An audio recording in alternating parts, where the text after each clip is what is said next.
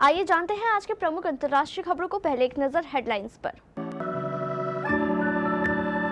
फिर हार के डर से राहुल ने यूपी में बदल ली सीट, अमेठी का दिया जख्म, सहलाएगी रायबरेली की जनता। चुनाव के मद्देनजर जमानत पर कर सकते हैं विचार, केजरीवाल की याचिका पर एससी की टिप्पणी। ये कैसे बंद किया तुमने, चालू करो, चुनावी सभा में जब पुलिस पर भड़के शिवराज सिंह चौहान। नियमों के मुताबिक हुई गिरफ्तारी, झारखंड हाईकोर्ट से पूर्व सीएम हेमंत सोरेन को बड़ा झटका। बम अफवाह कांड से सबक, इमरजेंसी के लिए नोएडा के हर स्कूल में बनेगा एसओपी। चक्षगाम घाटी हमारी, चीन के सड़क निर्माण पर भारत सख्त। मलबे में 10,000 से अधिक लोगों के दबे होने की आशंका, खुदाई करने वाले उपकरणों और कर्मचारियों की किल्लत। फिलीपींस ने चीन के राजदूत को भेजा समन, दक्षिण चीन सागर में नौसैनिकों पर हुए हमले। अडानी ग्रुप की 6 कंपनियों को सेबी ने भेजा कारण बताओ नोटिस, जानिए क्या है आरोप। और भारत और पाकिस्तान एक है, अपनी रिलीज हीरा मंडी पर बोले संजय लीला भंसाली। कांग्रेस के पूर्व अध्यक्ष और केरल के वायनाड से सांसद राहुल गांधी ने उत्तर प्रदेश की रायबरेली लोकसभा सीट से नामांकन किया तो प्रधानमंत्री मोदी हमलावर हो गए। उन्होंने कटाक्ष करते हुए कहा कि राहुल गांधी ने वायनाड में अपनी हार भांप ली है, इसलिए उन्हें रायबरेली का रुख करना पड़ा है। पीएम मोदी ने राहुल पर हमला बोलते हुए कहा, अमेठी सीट से हारने के बाद वायनाड जाने वाले कांग्रेस के शहजादे अब रायबरेली से चुनाव लड़ रहे हैं। उन्हें पता है कि इस बार वह वायनाड भी हारेंगे। राहुल ने अपनी मौजूदा संसदीय सीट वायनाड से भी नामांकन भरा था। इस सीट पर मतदान दूसरे चरण में ही संपन्न हो चुका है। दिल्ली के मुख्यमंत्री अरविंद केजरीवाल की याचिका पर सुनवाई के दौरान सुप्रीम कोर्ट ने ईडी से कहा कि वह चुनावों के कारण अरविंद केजरीवाल की अंतरिम जमानत पर विचार कर सकता है। इस दौरान सुप्रीम कोर्ट ने कहा कि हमें अभी इस पर फैसला करना है। इस केस में अगली सुनवाई मंगलवार यानी 7 मई को होगी। सर्वोच्च अदालत ने कहा कि इस केस में समय लग सकता है, लेकिन अगर केस में समय लगता है तो हम चुनावों के कारण अंतरिम जमानत पर विचार कर सकते हैं। जस्टिस संजीव खन्ना और जस्टिस दीपांकर दत्ता की बेंच ने प्रवर्तन निदेशालय की ओर से पेश अतिरिक्त सॉलिसिटर जनरल एसवी राजू से कहा कि गिरफ्तारी के खिलाफ केजरीवाल की याचिका पर सुनवाई में समय लगने की संभावना है और इसीलिए अदालत उन्हें अंतरिम जमानत देने पर जांच एजेंसी की दलीलें सुनने पर विचार कर रही है। इस पर एसवी राजू ने कहा कि वह केजरीवाल को अंतरिम जमानत देने का विरोध करेंगे। मध्य प्रदेश में बढ़ते तापमान के साथ चुनावी सरगर्मी भी तेज होती जा रही है। राज्य में तीसरे चरण के मतदान से पहले नेताओं का गुस्सा विरोधी दलों के साथ साथ पुलिस पर भी फूट रहा है। राजगढ़ में एक चुनावी सभा के दौरान जहां मुख्यमंत्री डॉक्टर मोहन यादव पुलिस पर बरसे, वहीं रायसेन में पूर्व मुख्यमंत्री शिवराज सिंह चौहान की सभा के दौरान बीजेपी नेताओं का गुस्सा पुलिस पर फूटा। सीएम डॉक्टर मोहन यादव ने तो पुलिस को बेअकल तक कह दिया। दरअसल मुख्यमंत्री डॉक्टर मोहन यादव गुरुवार 2 मई को राजगढ़ में बीजेपी के लोकसभा प्रत्याशी रोडमल नागर के पक्ष में चुनाव प्रचार करने पहुंचे थे। यहां पुलिस ने सभा सुनने आई जनता और कार्यकर्ताओं को मंच से दूर रखा तो मुख्यमंत्री भड़क गए। उन्होंने कहा कि कौन पुलिस अधिकारी यहां की व्यवस्था देख रहा है, तुम्हारे बस की बात नहीं है, आने दो सबको। जो व्यवस्था हमें जनता से दूर करे वो कैसी व्यवस्था। झारखंड हाईकोर्ट से शुक्रवार को पूर्व मुख्यमंत्री हेमंत सोरेन को राहत नहीं मिली। झारखंड हाईकोर्ट ने पूर्व मुख्यमंत्री हेमंत सोरेन की ओर से दाखिल 2 अलग-अलग याचिका पर अपना फैसला सुनाया।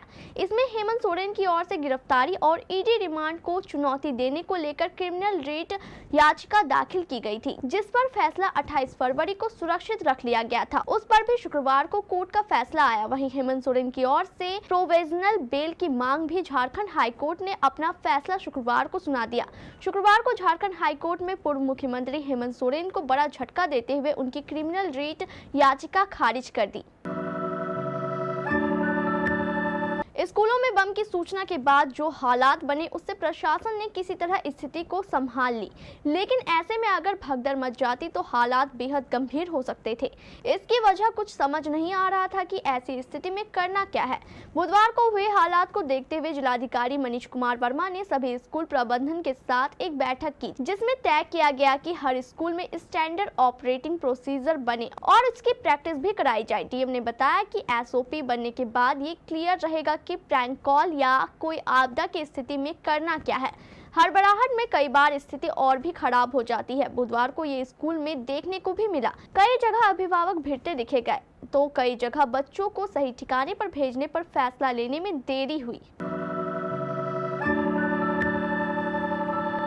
भारत ने जमीन पर स्थिति बदलने के अवैध प्रयास के तहत संखगाम घाटी में निर्माण पर चीन के समक्ष कड़ा विरोध दर्ज कराया है। विदेश मंत्रालय के प्रवक्ता रणधीर जायसवाल ने गुरुवार को कहा कि संखगाम घाटी भारत का हिस्सा है और नई दिल्ली ने 1963 के तथाकथित चीन पाकिस्तान सीमा समझौते को कभी स्वीकार नहीं किया, जिसके माध्यम से इस्लामाबाद ने गैर कानूनी रूप से इस क्षेत्र को पेजिंग को सौंपने का प्रयास किया।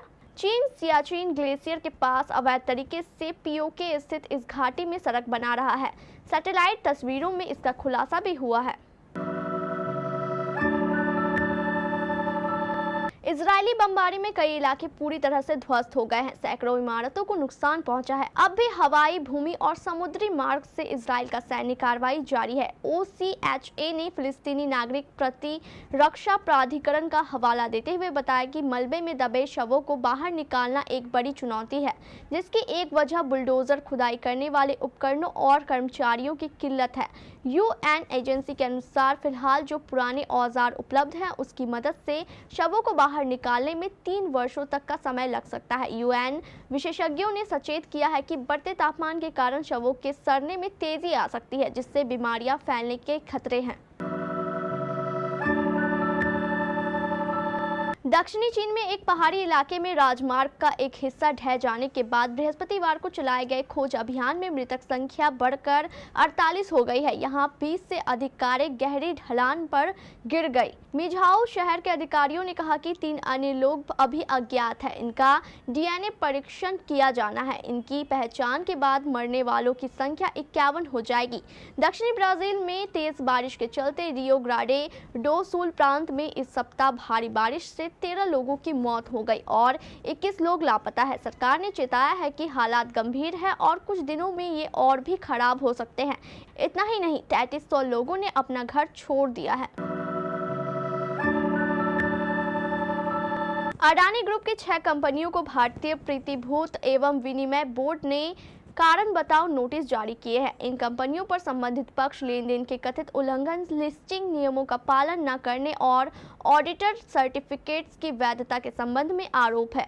इन कंपनियों ने स्टॉक एक्सचेंजेस को दी गई रेगुलेटरी फाइलिंग में यह जानकारी दी है। भारत और एशिया के दूसरे सबसे बड़े रईस गौतम अडानी की अगुवाई वाले इस ग्रुप की फ्लैगशिप कंपनी अडानी इंटरप्राइजेस ने गुरुवार को कहा कि उसे 31 मार्च को समाप्त तिमाही में 2 कारण बताओ नोटिस मिले हैं। साथ ही ग्रुप की अन्य कंपनियां Adani ports and special economic zone, Adani power, Adani energy solutions, Adani Wilmer और अडानी टोटल गैस को भी कारण बताओ नोटिस मिले हैं।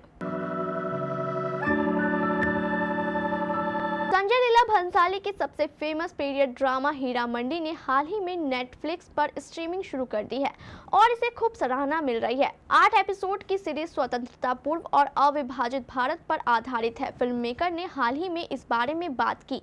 पाकिस्तान के लोग उनके वेब शो पर कैसे प्रतिक्रिया दे रहे हैं और कहा कि उन्हें लगता है कि इस शो के कारण दोनों देश एक साथ आए हैं।